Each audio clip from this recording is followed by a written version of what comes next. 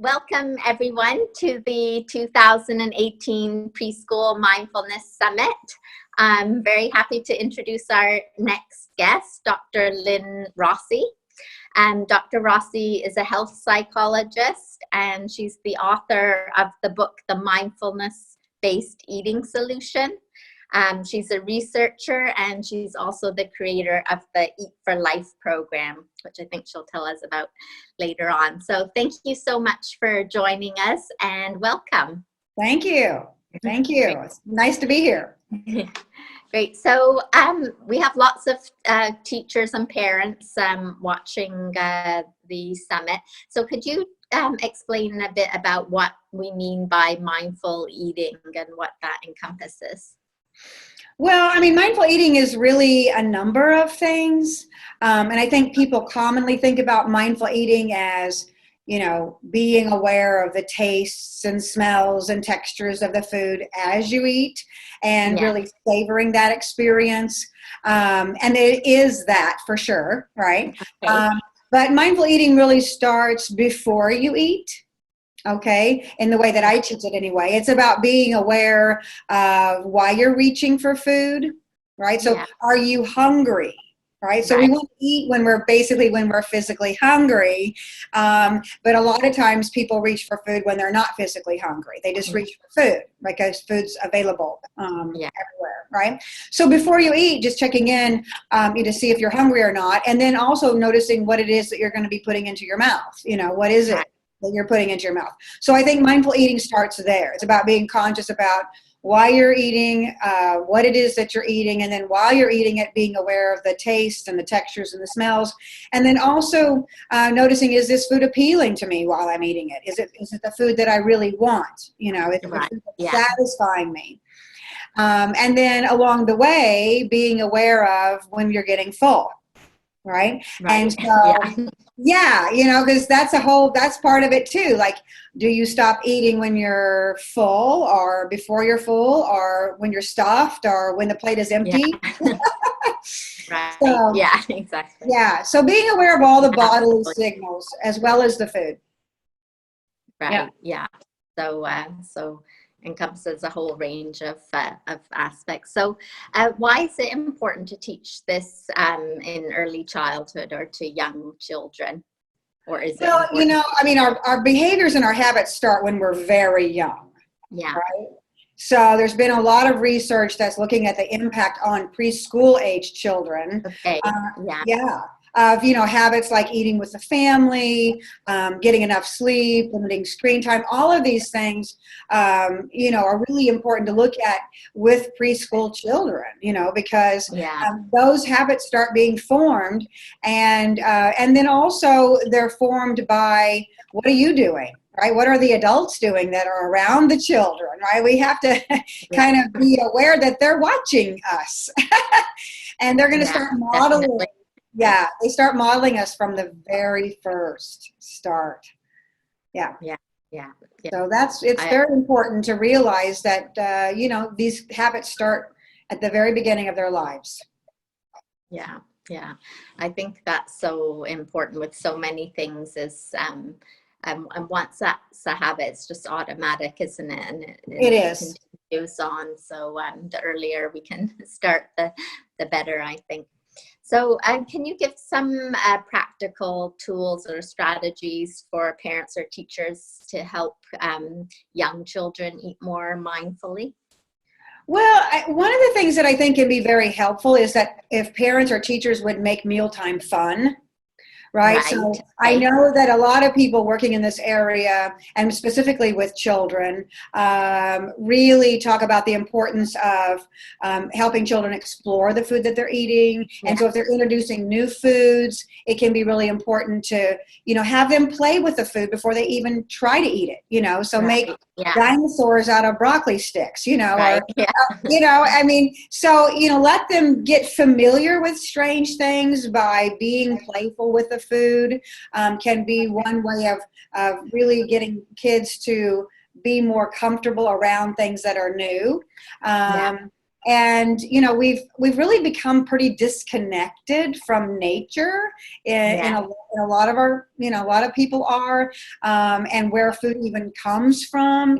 So I think there can be a lot of teaching and education and really fun information that you can talk about with your children about where the food comes from. I was giving a workshop at a conference last spring. It was to preschool teachers, and I was teaching my basics of mindful eating, which is a tool I'll talk about in a second. And I had one preschool teacher tell me that when she asked her children where their food came from, one young boy just got up and started walking away, and she's like, "Where are you going?" And he's like, "I'm going to the refrigerator." He goes, "That's where food comes from." Right. Yeah. So milk comes out of a carton. It doesn't come from a cow, those kinds of things. So I come up with a mindful eating tool that I use with my adults, but I also have taught it, like I said, to these preschool teachers that they could use with their children. It's called the Basics. Okay. And so the Basics really is an acronym. And so the B stands for breathe and belly check. Right. So before you even eat, if you will breathe and take a few deep breaths, that kicks in your parasympathetic nervous system, which helps you to relax. And we know that when we eat, when we're relaxed, the body is actually digesting the food better. So it can help to be relaxed when we eat, not stressed. Yes. When we eat when we're stressed, that's the worst time to eat, right? Because the body's storing food as fat, right? And stores it in that abdominal area. Just where we don't necessarily want it. But and then belly check, right? Are you hungry? And then you can play around with helping kids understand what are hunger cues, and help them to really pay attention to that. And if you're hungry, that's a good time to eat. Right? When you're physically hungry, that's a good time to eat. If you're not hungry, why are you reaching for food and beginning to explore that, right? And then the A stands for assess your food. What is it that you're eating? Where does it come from? You could do a whole teaching around where does the food come from, and what cultures use that kind of food, and what countries raise that kind of food, and where is it, what are the indigenous cultures that there's just a whole education process that could happen there. S stands for slow down. We all eat way too fast. Most of us. I think 3/4 of us eat too fast. So this whole idea of slowing down so that your body can really digest the food and you can tell when you're getting full or not. And then the I stands for investigate your hunger halfway through, right? We don't eat until the plate is clean. We eat until we're full or until we're satisfied. And so if you kind of stop when half of your food is gone and really check in to see, am I still hungry or not? And then, of course, continue to eat if you are. But if you're not, that's a good time to put it away for later or, do something else with it. Your body's not a waste can. I always tell people that, don't throw food in it that it doesn't need. And then the S stands for savor, the last S. And that's my favorite part, right? If you can't really savor it, why are you eating it? Really find food that's going to satisfy you, both your body and your taste buds. Because I think we can find that balance of eating food that's healthy, but that also tastes good, right? And that's an area that I really work with people a lot. It's like healthy food doesn't have to taste bad, it actually tastes really good. Right. And so helping people to understand that and find ways of taking that into their lives is really important. Right. Yeah, I love that. And I can see so much could be done in a preschool with that whole process. I think a lot of times with preschool children as well, parents or teachers, I work with a lot of schools in Asia, and they really want the kids to finish all their food. And my own daughter was a preschooler in Hong Kong, and I remember saying, no, don't make her eat the food if they were really you have to eat it. And she was didn't want it. And I was like, no. And they were like, yes. So I think there has to be a lot of education there about, and looking into the cultures as well about why certain cultures feel like the preschoolers need to eat. It's all done with good intention, obviously, but right. Yeah. Well, that's interesting that it happens in Hong Kong, because I know it happens here all the time in America, Okay, right? right, Because it comes from the Depression era. You know, it comes right. from during the war. You know, they were Yeah, actually, I went scarcity. to Yeah, Washington, D.C., and I went to the Library of Congress last spring when I was there. And I found the post. There was this exhibit of the war and all of the different headlines and posters. And here was this poster. It said, "Waste no food." yeah, right, Right? But I read it more carefully, and it said, "Don't serve yourself more than you need." Right? So we're right. serving So, yeah, ourselves way more than we need. So in the yeah, process of discovering how much it is that you actually need, I think it can be helpful to throw food away once in a while. Right. And I know, and yeah, it's not to be yeah, wasteful. I don't want to like, say that I'm in support of wasting food, but I yeah, think it's important to be able to, have a process whereby you learn how much food the body needs, and then you will be way less wasteful in the long term by throwing a little yeah, bit of food away in the process. yeah, Yes. yeah. And what about things like childhood obesity? We keep hearing that it's on the rise. And is that because of the type of food people are eating, or that they're eating in a rush and not being mindful about how they're eating? Well, that's a big question. Can you just solve that one on this webinar? Yeah, well, it's obviously due to a lot of complex factors, but the ones Yeah, that you mentioned are definitely part of the reason, for sure. I mean, we're eating so much fast food. I mean, there's fast food restaurants everywhere. yeah, Parents are, struggling to, have two jobs, have kids, have activities, have, so they're running through the fast food restaurant, drive-through line for good reason, but the food hasn't been that good for us. And that's been problematic. Plus, so some of the research has shown that, preschool children that eat their meals with their families yeah, are less likely to become obese. So there really right. is something about sitting down at the table with your Yeah, child and eating a meal that really helps people have better eating habits, yeah, right? yeah, They regularly eat more fruits and vegetables and grains. They eat less fried food and fatty food, which you're going to get out at the fast food restaurant. They drink less yeah, soda, because that's what you get at the fast food restaurant. yeah, And then of course there's many other things that happen when you sit down with a family at mealtime. You have yeah, better relationships, you learn better communication skills, you have a right. larger vocabulary. I mean, on and on and on. Yeah, And we've gotten away from that. A lot of people eat when they're in their cars. yeah, That's yeah. where they That's what have I their was just family going to ask you. meals. What about all these parents rushing off to soccer practice and then dropping the other one at gymnastics, and the kids are eating in the back of the car? I guess, Yeah, is it so about planning, or? yeah, Yeah, planning.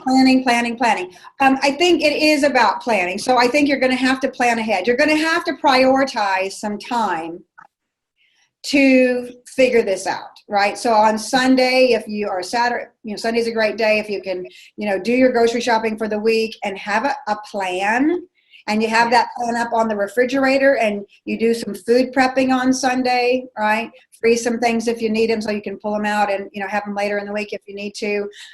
They don't have to be really complex meals, but you can fix, simple, good meals, but it does require planning. And get some yeah, cookbooks about how to make things fast. There's all kinds of cookbooks out there to help people do that.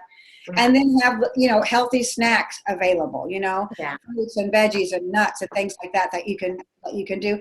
And actually, I'm kind of hopeful, of course I'm always hopeful, yeah, that there are healthier fast food restaurants that are yeah, coming cropping up. up, Yeah, because people are demanding them. yeah, Right. yeah, And then also at the regular fast food restaurants, they are offering healthier options. So, yes, so yeah, think about when you're there, don't get fried, yeah, French fries and a hamburger yeah, with double cheese, think yeah, grilled, look at the healthier options that they have. And if you start buying those healthier options, there'll be more of them. yes, yeah, And, many food companies are, I think, beginning to see the trend. yeah, And people are beginning to demand better food. We have to demand. And in the United States, they haven't been very good about that. I think in Europe, they're much better about yeah, demanding better food. yes, yeah, Um, and I think it's starting to change here, and companies are beginning to see the writing on the wall. It's like some of these things that we've been doing aren't sustainable even for our environment. Right. And so, you know, what can we do? And people are wanting more plant-based options and Yeah. healthier options. So it's on the rise. Yes. Yeah. I'm hoping it continues. Yeah.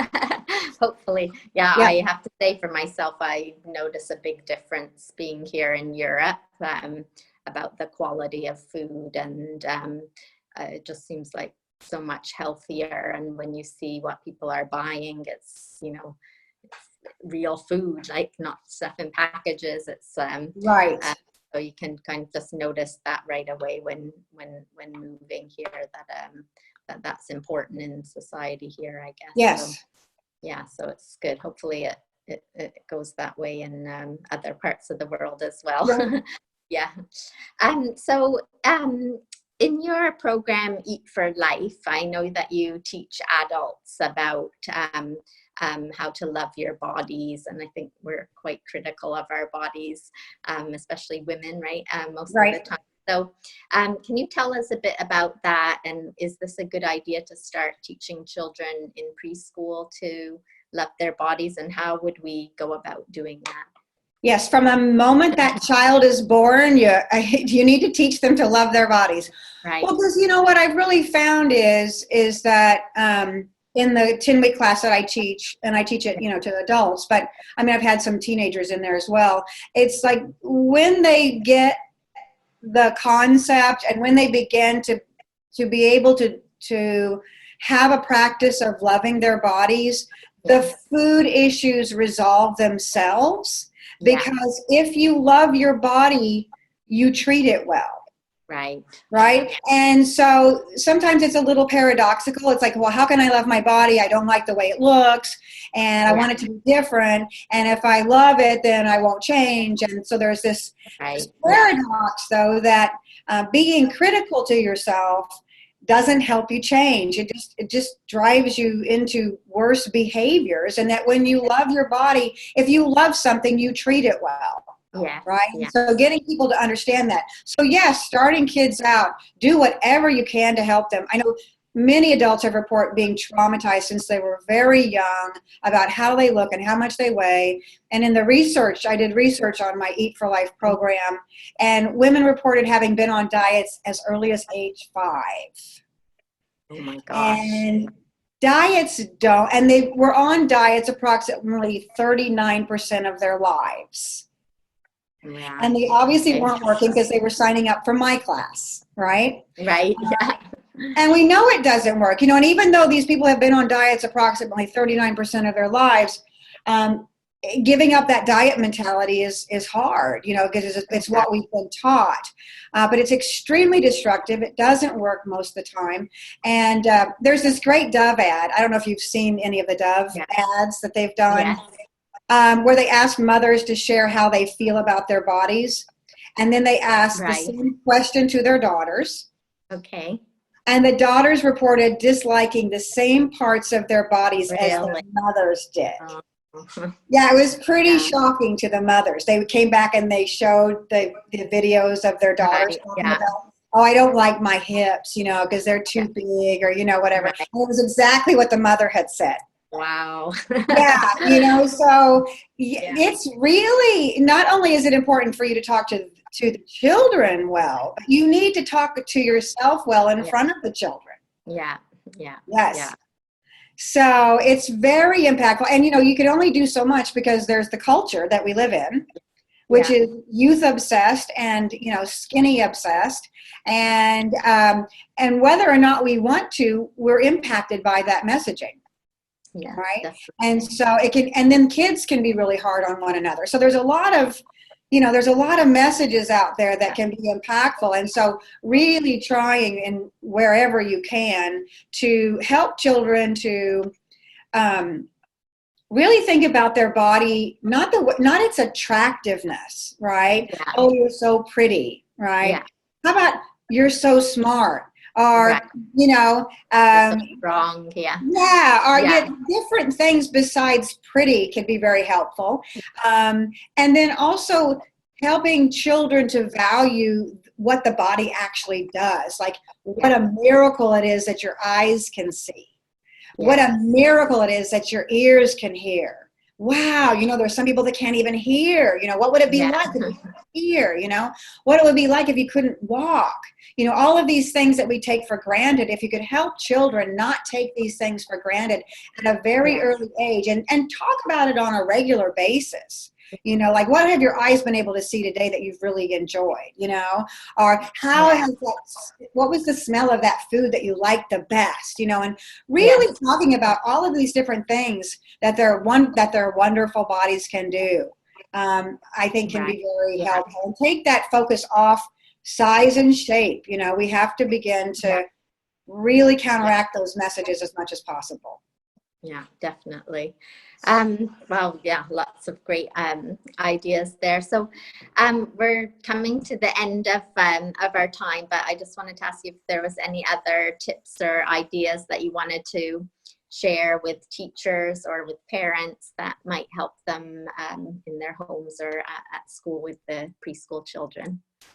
Well, again, I think it would be very helpful for the parents and the teachers to learn about mindfulness for themselves. Because anything that you want to teach, you need to learn for yourself.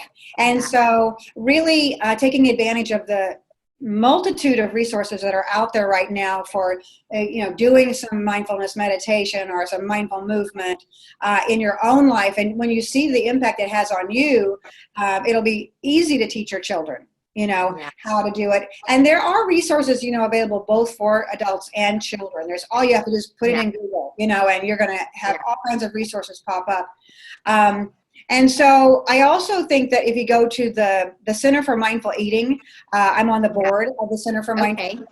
And it's got a lot of resources for both the layperson and for professionals. And we do some webinars. I have a webinar on there about teaching the basics, for instance. And so if you go on, there's lots of webinars and there's lots of resources on that website. And then on my website at lynnrossy.com, I've got meditations that you can also be able to use for yourself. Insight Timer is one of my favorite meditation apps, in case you want to. Oh yeah, I love that, and I'm on there as well. So I love that meditation app. So I'll put in a picture of that too. Great. Well, thank you so much for sharing all these valuable ideas. I know that'll help a lot of our viewers, and we'll have the links to your website and your book. Can be able to download those and review more, and also the link to the Center for Mindful Eating, because that will be really helpful. Yes, so thank you once again. Yeah, so nice talking to you. Thank you. Okay. Bye-bye. Bye.